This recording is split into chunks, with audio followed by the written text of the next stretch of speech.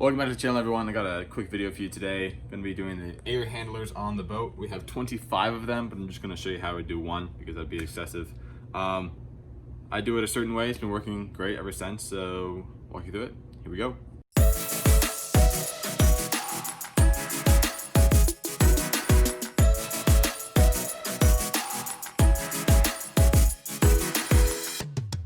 So for this one, it is behind this board in the salon. I went ahead and shut off the system. We have a bottle of Canterbury gel, and this is the only two things that I take off. This is just gets rinsed out, and then this gets refilled. But for the air handler, I go ahead and take my coil cleaner. It's this bottle right here. That stuff, it's pretty good. And all I do is spray down the coil, spray down all the coils, as well as the side coils right here. They have a little bit of growth on them, but that's just normal. So these get really cold, so they just add up a little bit of mildew. Not mildew, but just growth, hard water. Then after that, I go ahead and take my toothbrush, something with a soft bristle. You don't want to use anything aggressive. So just take a toothbrush, and these really aren't that bad, but on some other handlers, it's worse. Or I just take it and I just kind of run up, making sure not to press hard at all. I'm just trying to get fuzzies and growth off of the fins. And you make sure you don't want to do that, because if you poke it or anything, it'll do that. So this really is not that bad at all. I do these every month, so they get taken care of pretty well. So that's how I clean the coil. Also, since I sprayed these down, you can see they're a little green in some spots. If you brush hard enough, it actually will come off, but it's all it is just calcium buildup.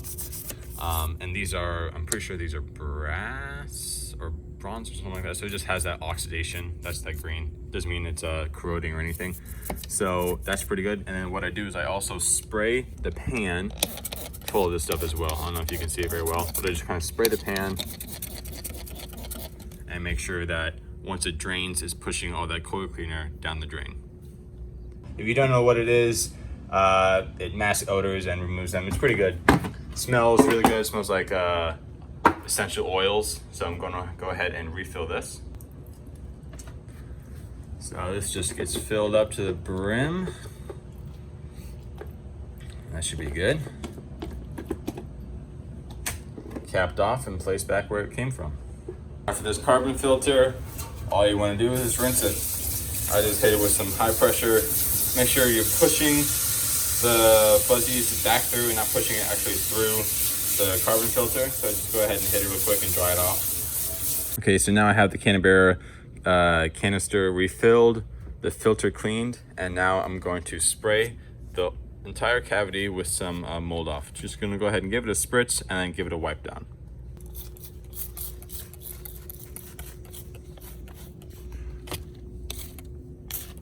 Making sure not to hit any electrical, and just give it a little wipe. Cleaning up everything that I missed. Now that I have cleaned the coils, refilled the canister, cleaned the filter, and sprayed down the cavity with mold off, I just simply slap everything back together. So I put this back in, make sure that slides down perfect. I go ahead and put this right in front of the filter so that it pulls in all of the scent from this gel.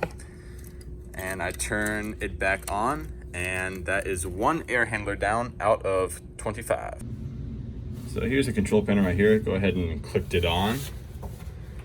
Have it on the auto setting. I come back, make sure that the fan is blowing, which it is. I can feel the air coming through. This is there. Everything seems to be running good. And that is one air handler down.